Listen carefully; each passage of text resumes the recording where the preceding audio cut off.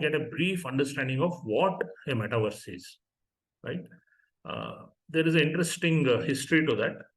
Metaverse was primarily coined or used in a book titled Snow Crash. It is a science fiction novel that was written by Stephenson somewhere in 1992. And he says, in a metaverse, okay, there is going to be something virtual, an immersive reality, which is a virtual reality, okay, that is going to deploy or display objects in 3D within that universe, and it will have massive players there. Now, the whole idea is that if you look at any gaming platform which has been in existence for a long time, okay, you see all these beautiful characters, worlds that are created, virtual worlds that are created, and the players going in, fighting out, or doing certain actions, and then they'll be rewarded, right? And metaverse, primarily, a huge adoption is there in the gaming industry, right? Because they feel that metaverse is actually going to be a much more what you call innovative way of playing games also. So a lot of these large playing companies like Epic, Sony, they're all into metaverse. Okay, some of them have already developed these metaverses to enable their gaming fans to participate. Now, what exactly happens is that within the metaverse, okay, like on a blockchain, your identity is through that address of strings of characters. In a metaverse, you've got what are called avatars. Now, avatars are a representation of you in the virtual world. Now, there is this creation or creating an avatar itself is a huge industry, right? And this is a very creative industry. There are a lot of tools that are available to create avatars. Okay, you can define to the extent of customizing how it looks. In fact, you can take a photograph and create an avatar that looks similar to you. Then you can play around, putting on glasses or putting a black hair or a beard or putting a different dress. So each of that is actually an industry, right? So there is something called now a virtual fashion industry, which is creating fashion for these avatars. Now, so far we had all these fashion industries like Zara or any of these, right, where you have got different clothing. So now there's a huge industry that is creating clothing and accessories for avatars. And people actually pay money, of course, through cryptocurrency, and they can own it. Large organizations, many of them like Louis Vuitton or Zara, they are already on the metaverse, right?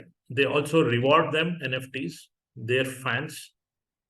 So metaverse is something which was interesting, which came in through a science fiction, but it has turned out to be more or less a reality.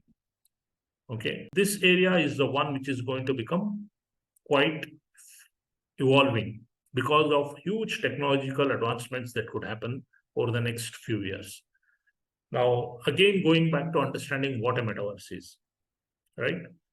If you look at some of these definitions that came in, okay, Matthew Ball, again, they are venture capitalists, and they have been very, very active in supporting metaverse organizations or startups. He says it's a collective virtual shared space, right? For example, if you look at anything like a shared space, it could be a mall, it could be an educational institute, or it could be a playground or a garden, right? So a similar experience is already available on the metaverse. Okay. So there, if you are interested, you have different metaverses. You can go and participate there virtually. If you are a fan of art, there are a lot of art galleries that are being run.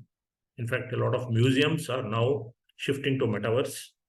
And there you can actually go in and participate by looking, they'll display the art in like a art gallery. You go in there. When I say you, your digital twin, what is called an avatar, can walk into that particular art gallery, have a look at the different arts that are displayed there. Okay. And what this does is this actually brings in a convergence of how you experience real world and how you experience the virtual world. So sitting at home, you can participate in events across the globe, right? There have been instances where a lot of artists, primarily, let's say, a group, musicians, or they actually streamline their live event onto the metaverse also. So the technology has come to that stage, and you can sitting here or wherever at your in your place, your home, you can buy a ticket to participate in that particular event. And those events, apart from happening live in some remote location, are also available on the metaverse where you could experience the same or much better experience. Uh, and this also primarily was one of the drivers why Facebook coined itself as Meta, because all these social media platforms are nothing but social interaction platforms, right? So interact there, you share information. So Meta primarily understood that there is going to be a huge opportunity, both in terms of evolution of technology and also in the actual participation of communities.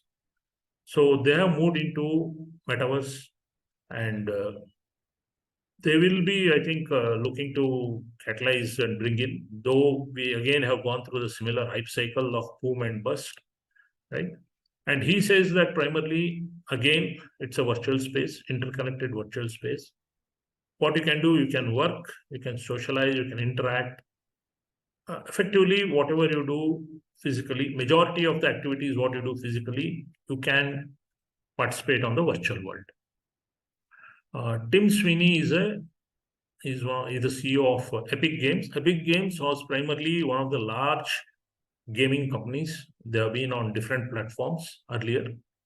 Now they also have a huge team that is focused on metaverse, and they're bringing majority of their games and their experiences onto the metaverse. So they know that there is going to be a huge shift in the digital experience when people start playing games in the metaverse itself.